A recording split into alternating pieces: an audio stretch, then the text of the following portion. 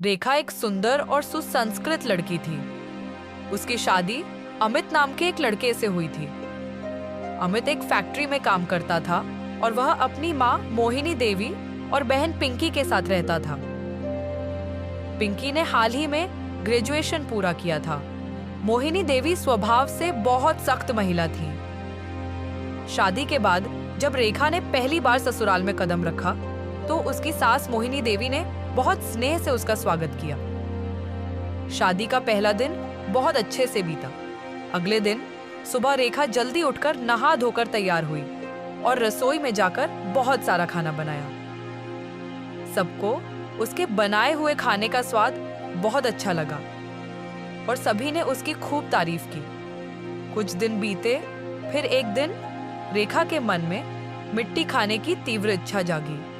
वह बेचैन हो उठी और मन में सोचने लगी, मुझे गमले की मिट्टी खानी है, लेकिन यहाँ कहाँ मिलेगी? यह सोचकर वह बाहर आंगन में गई, पर उसे कहीं भी मिट्टी नहीं दिखी। तब वह चुपचाप घर के बाहर गई, बहुत सारी मिट्टी इकट्ठा की और गमले में भर दी। फिर उसे आंगन में रख दिया। उसकी सास ने तो ध्यान नहीं दिया, लेकिन उसकी ननद पिंकी ने पूछ लिया, भाभी, आपने इतने सारे गमले में मिट्टी क्यों भर दी? उसमें कोई पौधा भी नहीं है। रेखा डर गई और झूठ बोलते हुए बोली, पिंकी, मैंने सोचा इस गमले में कुछ पौधे लगाऊंगी, जिससे हमें ताजी ऑक्सीजन मिलेगी। पिंकी ने कुछ नहीं कहा और चली गई। रेखा ने गहरी सांस लेते हुए मन में सोचा, थैंक गॉड, पिंकी को कुछ समझ नहीं आया, नहीं तो सबको पता चल जाता कि मैं गमले की मिट्टी खाती हूँ। कुछ दिन ऐसे ही बीतते रहे। रेखा रोज गमले से चुपचाप मिट्टी खाती और ससुराल में किसी को पता भी नहीं चलता। लेकिन एक दिन जब वह गमले की मिट्टी खा रही थी, तभी उसकी ननद पिंकी ने उसे देख लिया। वह हैरान होकर बोली, भाभी, आप ये क्या कर रही हो? आप मिट्टी खा रही हो। रेखा डर गई और गिड़गिड़ाते हुए बोली, पिंकी प्लीज, किसी को मत बताना, प्लीज। पिंकी को जैसे मौका मिल गया था भाभी को तंग करने का। वह बोली, ठीक है, मैं किसी को कुछ नहीं बताऊंगी, लेकिन अब आपको मेरी हर बात माननी पड़ेगी। रेखा को बहुत गुस्सा आ रहा था, लेकिन वह मजबूर थी। उसने पिंकी की बात मान ली। अब पिंकी उससे हर छोटा बड़ा काम करवाने लगी। एक दिन पिंकी बोली, भाभी, मेरे लिए चाउमीन बना दो, फिर मेरे सारे कपड़े धोकर सुखा देना, और हाँ, रात को मेरे लिए आइसक्रीम भी बना देना। रेखा चुपचाप उसकी हर बात मानती रही। फिर एक दिन रेखा ने देखा कि पिंकी किसी लड़के से मिलने जा रही है। यह देखकर रेखा के चेहरे पर मुस्कान आ गई। अब वह पिंकी की कोई बात नहीं मानती थी। उसने पिंकी से कहा, नंदा जी, अब तक आपने मुझसे सारा काम करवाया था, अब घर का सारा काम आप करेंगी, वरना मैं माँ जी को बता दूंगी कि आप अपने बॉयफ्रेंड से मिलती हैं। पिंकी डर गई और बोली, ठीक है भाभी, अब से मैं सारा काम करूंगी, बस माँ को कुछ मत बताना। रेखा खुश होकर अपने कमरे में चली गई और गमले की मिट्टी खाने बैठ गई। अब तो वह दिन रात सिर्फ मिट्टी ही खाती थी। एक दिन आंगन की सारी मिट्टी खत्म हो गई। वह बेचैन हो उठी और चुपचाप बाहर जाकर फिर से बहुत सारी मिट्टी लेकर आई और खाने लगी। कुछ महीने ऐसे ही बीते।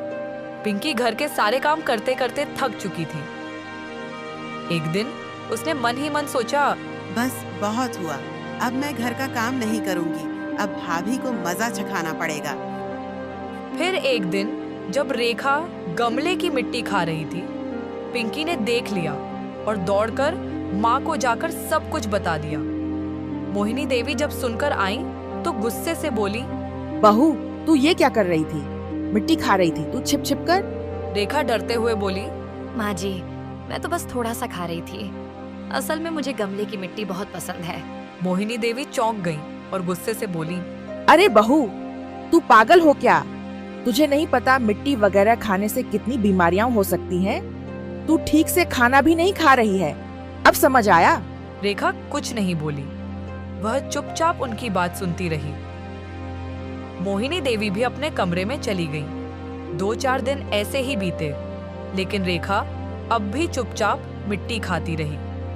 एक दिन रेखा ने मन में सोचा, अब मुझे बहुत सावधानी से मिट्टी खानी होगी, वरना माँ जी ने दोबारा देख लिया तो बहुत डांटेंगी।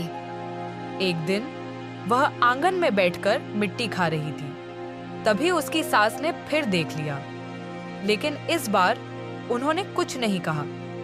अगले दिन जब रेखा ने देखा कि आंगन में मिट्टी नहीं है, तो वह मोहिनी देवी के पास जाकर बोली, माँ जी, आपने आंगन की सारी मिट्टी फेंक दी क्या? मोहिनी देवी मुस्कुराते हुए बोली। हाँ बहू, मैंने ही फेंक दी। रेखा कुछ नहीं बोली और चुपचाप अपने कमरे में चली गई। उसे शक हुआ कि कहीं पिंकी ने माँ को फिर से सब बता तो नहीं दिया। वह पिंकी के कमरे में गई और बोली, पिंकी, तुमने ही माँ जी को बताया ना कि मैं मिट्टी खाती हूँ? हाँ, मैंने ही बताया, क्योंकि तुमने मुझे बहुत परेशान किया था, सारा काम करवाया, इसीलिए। जब तुमने मुझे मिट्टी खाते देखा था, तभी तुमने भी तो मुझसे सारा काम करवाया था। अब जब मुझे तुम्हारे बॉयफ्रेंड के बारे में पता चला, तब मैंने तुमसे बदला लिया, लेकिन माँ जी को बताकर तुमने अच्छा नहीं किया। अब देखना मैं क्या करती हूँ।